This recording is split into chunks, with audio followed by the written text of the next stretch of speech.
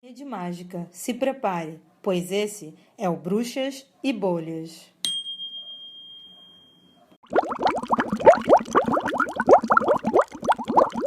Então esse é o Bruxas e Bolhas, o nosso projeto piloto de um podcast de duas bruxas vivendo entre o sagrado e o profano.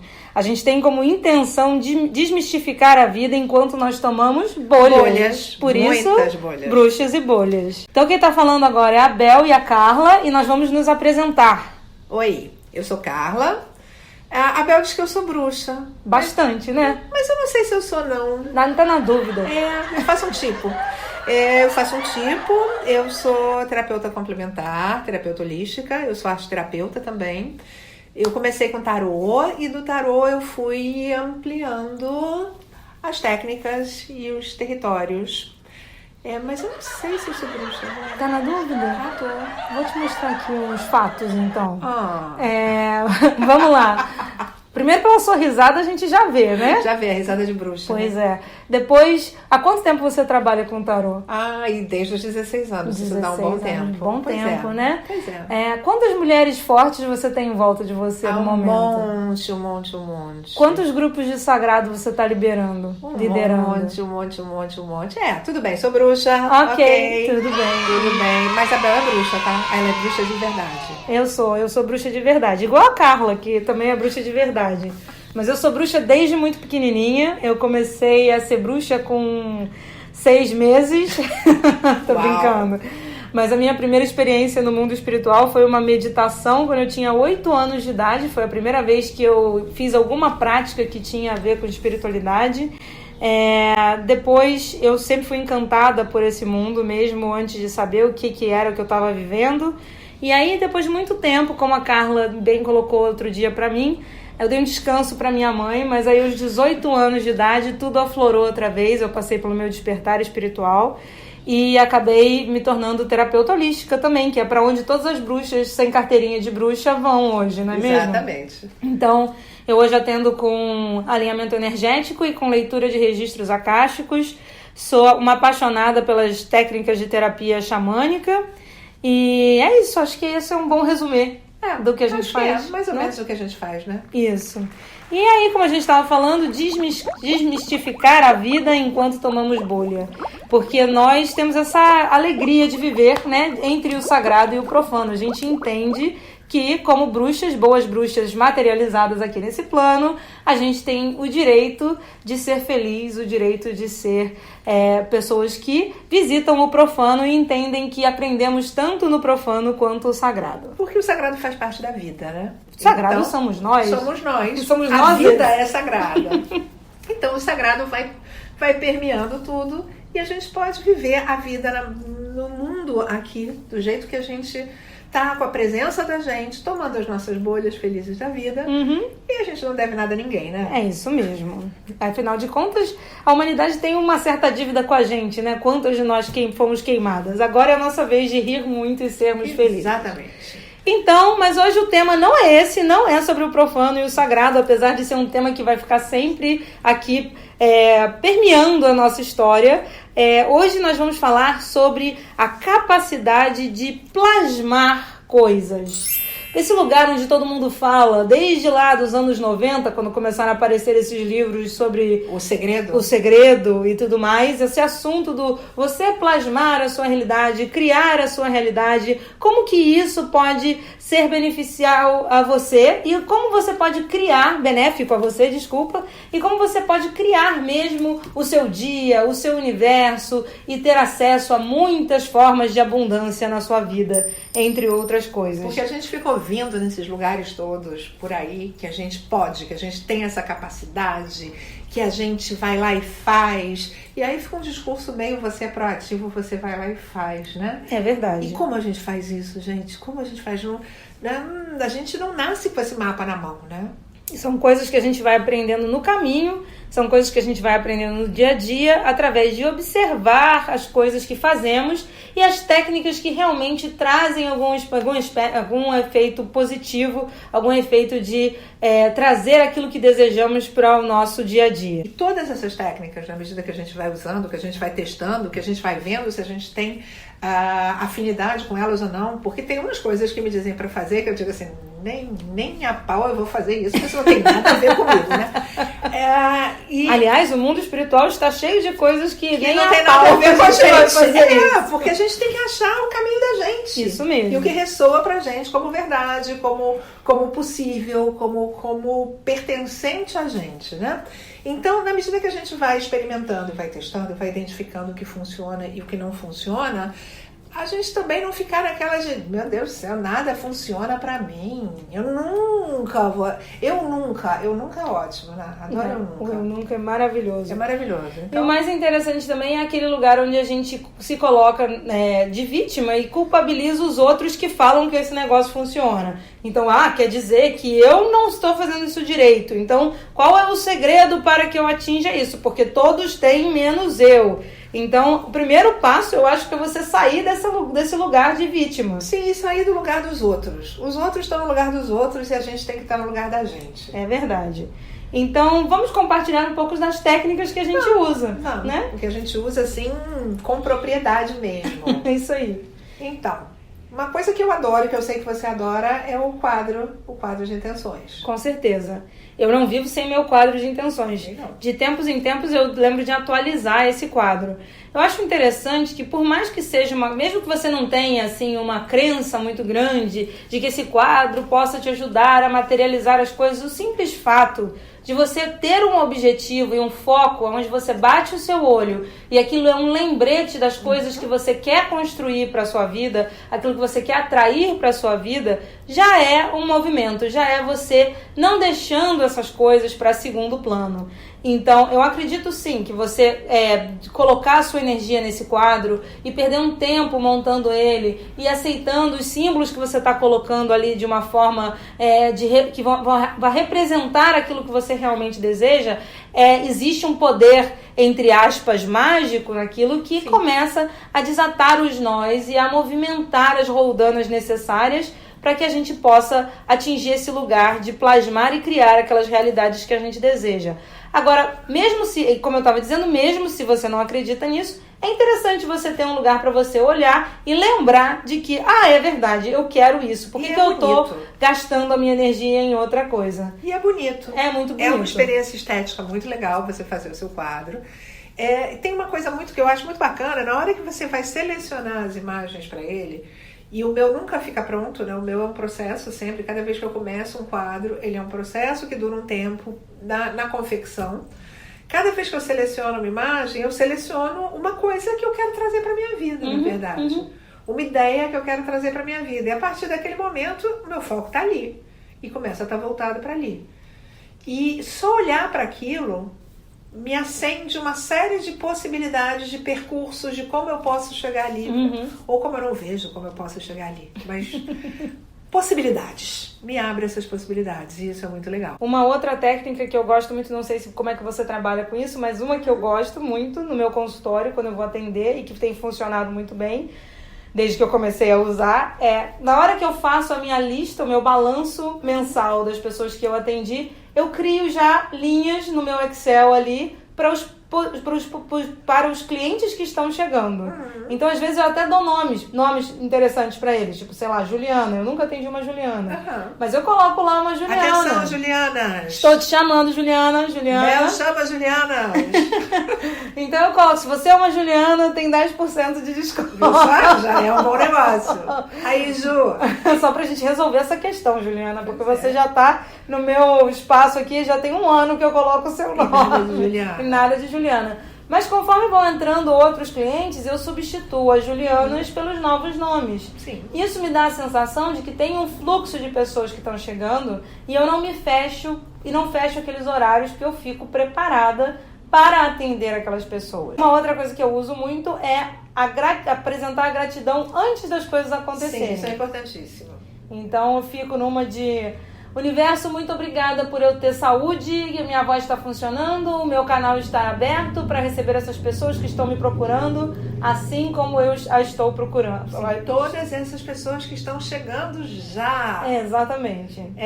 Eu acho que são pequenas coisas, pequenas práticas. Essas são práticas diárias que a gente pode ter. Eu tenho uma prática de agenda que eu marco o horário, todos os horários que eu quero atender naquela semana, realmente, que eu vou estar disponível para atendimento, que eu tenho abertos. E aí eu marco aqueles horários. Minha agenda não tem horário, né? Minha agenda é lisa.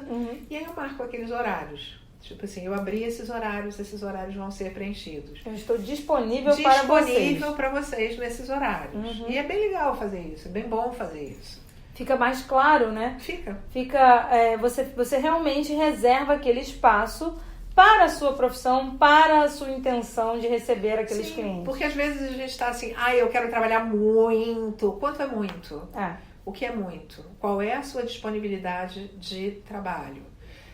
O que você dá conta? Porque, se tiver fila na minha porta, eu não vou dar conta disso. É verdade. Isso é uma coisa que é muito importante, né? Pois é. E como é que você faz isso? Como é que você faz essa checagem em você de quanto que você pode atender? Eu sinto. Uma resposta horrível, né? Eu sinto. Eu sinto muito, foi uma resposta horrível. Eu sinto. Porque eu vou vendo como eu tô me sentindo. Eu vou vendo se eu passei do ponto. Se eu fiz muita coisa naquela semana. E aí tem uma questão de feminino nessa história também, porque normalmente quando eu abro a minha agenda com a donzela em ação pro mês, esse mês vai ser um caos, porque eu vou encher horário, eu vou inventar evento, eu vou fazer coisa e depois, lá pela metade do mês, quando eu tô terminando a mãe, eu já não tô mais dando conta das coisas que eu inventei e eu tô me xingando por conta disso. Entendi. Isso é o equilíbrio que eu busco. Antes da gente continuar, acho que era bom você explicar quem que é a donzela e o que é a mãe, porque afinal de contas nem todo mundo sabe. Então, nós somos cíclicas, nós mulheres somos cíclicas, nós temos uma ciclicidade no nosso ciclo menstrual, e quem não menstrua, você tem uma ciclicidade na lua, e a gente tem um ciclo na vida mesmo. A gente começa menina, a gente entra na puberdade, a gente é jovem, cheia de energia, depois a gente é madura, chega um ponto que a gente está pronta para ser mãe. A partir daí, a gente ainda está em idade fértil, mas já tem filho, ou já não está mais nessa história, e a coisa vai declinando até a gente chegar em menopausa e a gente está num outro patamar da nossa vida, um outro momento da nossa vida. No mês menstrual, a gente, logo depois da menstruação, a gente tem a fase pré-ovulatória, que a gente chama o arquétipo da donzela. A gente está com a energia subindo, a gente quer conquistar o mundo, a gente entra na academia, a gente começa o regime, a gente faz uma agenda que a gente não vai conseguir cumprir depois. Adoro a donzela. Adoro a donzela. Adoro a donzela. Donzela faz tudo. Donzela faz tudo, não se cansa, acha tudo lindo. Só que chega uma hora que a energia estabiliza, que é a energia da mãe, a energia que abre o momento do ovulatório, que o corpo está todo preparado para engravidar, para conceber, e a gente está nessa energia de concepção. Então a gente fica mais receptiva, a gente fica mais cuidadora, a gente fica mais social. Se a gente engravidou, a gente vai ficar nessa vibração por mais um tempo. Se não engravidou, o sistema do organismo começa a desmontar, a energia começa a cair não linearmente, a gente vive a fase da feiticeira, que é o nosso pré-menstrual, que é uma energia que começa a se recolher, vem do externo para o interno, vem com picos de energia, vem com características tanto dessa mãe expansiva, quanto do futuro do menstrual, da bruxa anciã, da velha, que a gente chama, que é totalmente voltada para dentro, mas é uma fase super de percepção, super de entender, de entendimento, de organização. É uma fase muito rica pra gente, uma fase muito boa para escrever, adoro escrever na feiticeira, super bom. Uma fase com a energia que vai baixando até chegar no momento da menstruação, que a gente entra no arquétipo da bruxa, da velha anciã, e da sábia, né? E o ideal seria a gente se recolher. O sistema da gente todo quer se recolher. Só que a gente continua trabalhando, a gente continua fazendo as coisas, porque não dá pra gente tirar uma semana todo mês. Então o ideal também é a gente buscar esses momentos de recolhimento na vida e baixar um pouquinho que seja a nossa rotação, reconhecendo isso. Por isso que eu digo que a minha donzela sai marcando tudo. E quando chega pra frente, ninguém dá conta, né? Ninguém eu. E agora, Carla, me diz uma coisa. Falando desses arquétipos, e a gente está falando desse quadro e das técnicas que a gente usa para plasmar, tem alguma dessas fases, desses arquétipos, que seria a fase ideal para a gente se dedicar à montagem desse quadro? Olha, na verdade, as bem, 4 têm suas características boas para isso. Você pensando na energia de fazer, a donzela é ótima para isso. Talvez a fase da mãe você tenha menos facilidade de se conectar com a sua vontade, com o seu desejo. Talvez você vai estar um pouco mais ligada no desejo de quem está em volta, na necessidade do todo, da família, do grupo.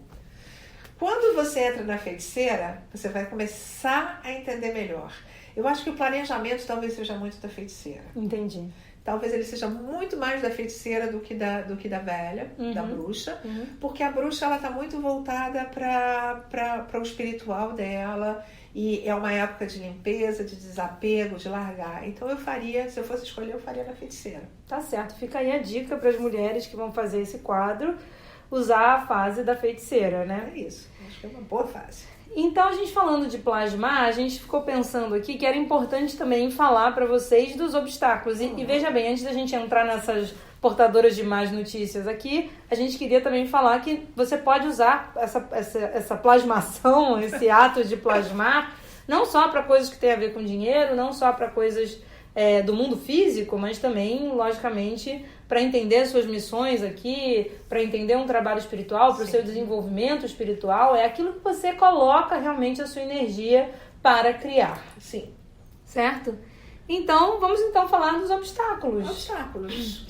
Porque muitas vezes pode ser frustrante do ponto de vista que você tem esse conhecimento de que você é um ser que cria, um ser que é um ser divino, assim como Deus ou deusa, ou seja lá o que você chama, o universo. Eu tenho o maior pensamento positivo.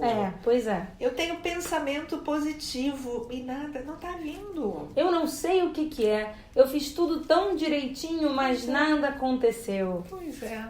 Então vamos falar desses obstáculos. Quais são o que é que acontece no nosso ciclo de plasmar, nosso ciclo de criar esses novos cenários, esses objetivos nossos que acabam ficando perdidos em algum lugar sem nunca se materializar aqui. Ou pelo menos dão uma sensação assim. Sim.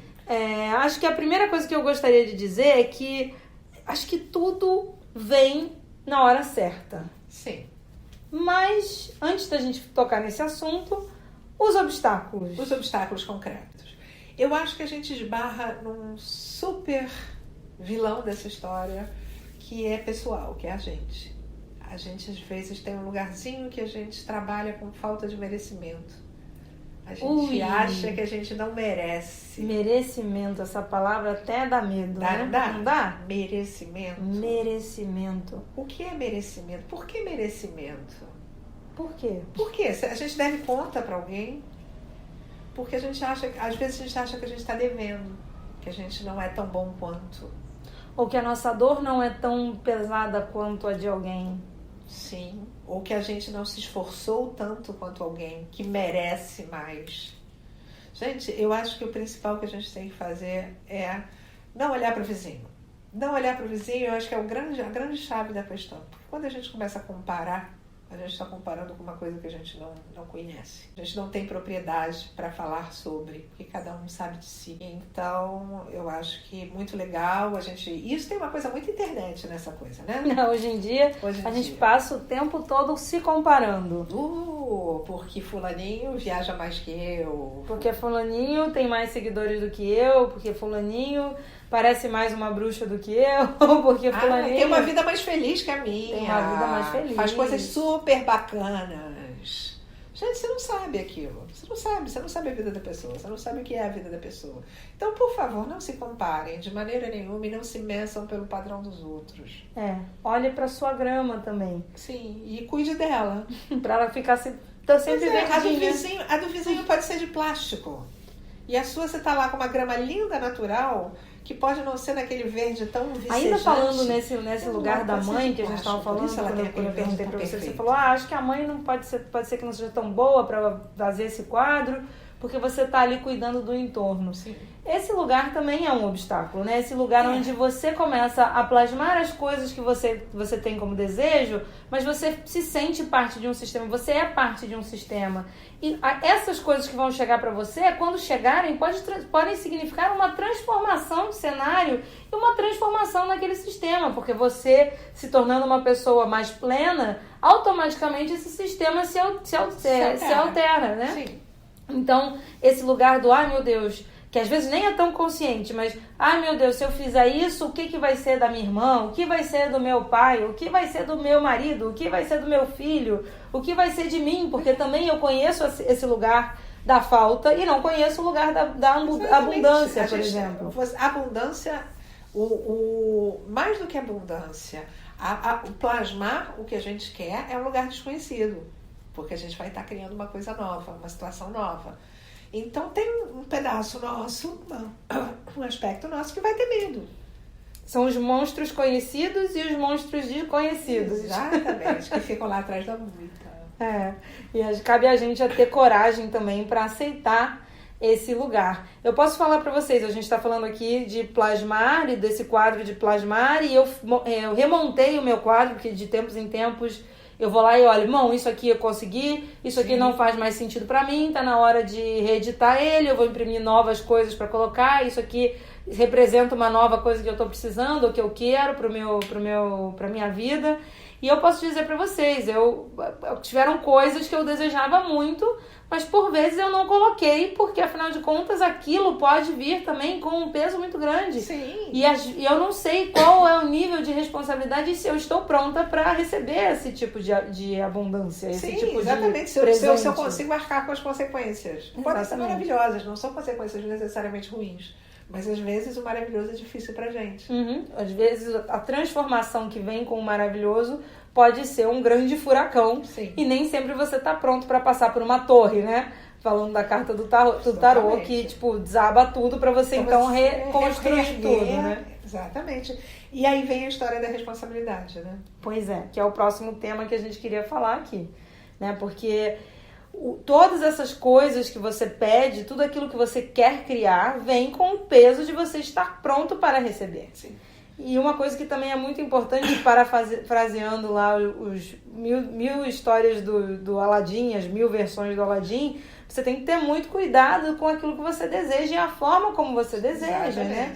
Porque quando você coloca a sua energia e começa a pedir, o universo, ele é muito objetivo. Então, trate de fazer o pedido da forma que você quer. Direitinho. Porque com a montagem da frase e o pedido daquilo que você quer, pode representar um grande problema. Por exemplo, eu queria tanto ver mais os meus amigos. E aí eles começam a vir para sua casa todo dia. e você não tem dia para trabalhar. E sua casa, e aí você precisa bancar aquilo. Enfim, então é tudo assim. Cuidado com o que você deseja e a forma como você deseja isso. É engraçado porque não existe provérbio à toa, né? E aquela história de cuidado com o seu desejo, ele pode se realizar, veio por algum motivo. Não é à toa. Não é à toa. Então, eu acho que a gente tem que ter muita responsabilidade sobre o que a gente está desejando, onde a gente está colocando a nossa energia. Até porque é a nossa energia que a gente está colocando, né? E ela tem que ser tratada com muito, muito respeito, essa energia. Agora, falando de energia também, me bateu aqui energia e responsabilidade, me bateu de um lembrete que uma vez eu ouvi e que eu acho que é importante da gente falar. No momento que você começa a plasmar, a importância de você não colocar a energia de outra pessoa. Sim. Porque muitas vezes a gente começa a plasmar uma coisa que vai ser boa pra gente, mas não pra aquela pessoa. Exatamente. Então, ao invés de você desejar estar com o fulano de tal da rua sei lá qual, que você peça ou que você plasme estar com uma pessoa que seja boa pra você, que você ame, que a pessoa te ame, que seja um relacionamento respeitoso, de amor mútuo, equilibrado, ou seja lá como você vai colocar, mas que você não fale o nome do fulano de tal. Pois é, se a gente entende que o universo é sábio, dá um pouquinho de margem de manobra pra ele, né? Pois é, senão todo mundo com o Brad Pitt no quadro não vai dar certo, né? O Brad Pitt vai ficar com a agenda lotada, gente.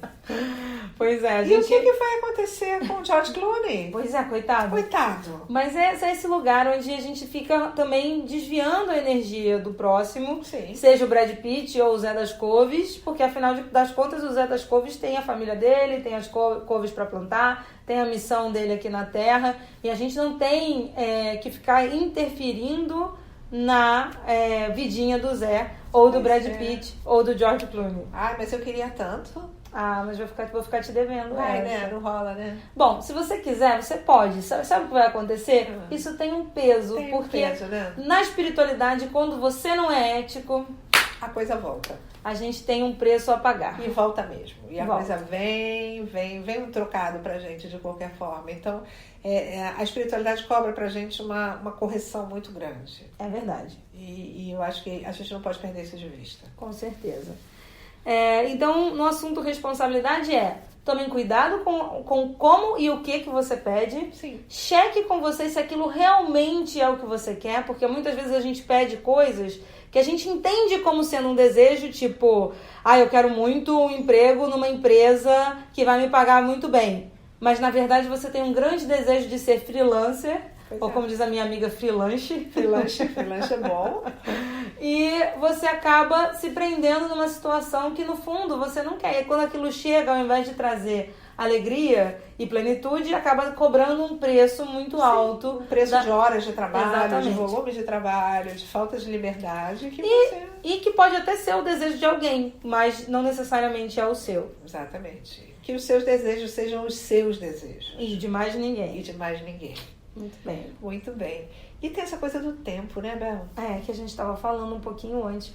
Eu acho que a gente precisa entender que o tempo não existe. Sim.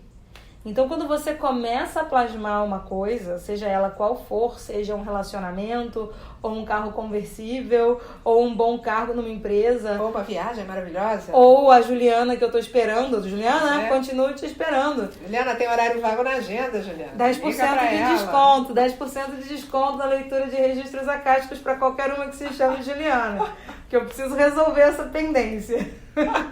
Mas, enfim... É isso, nós temos uma questão em relação ao tempo, que a gente acha que o tempo lá no astral é o tempo que a gente está acostumado. Reloginho 1, 2, 3, 4... A gente quer, né? Tem um controle disso.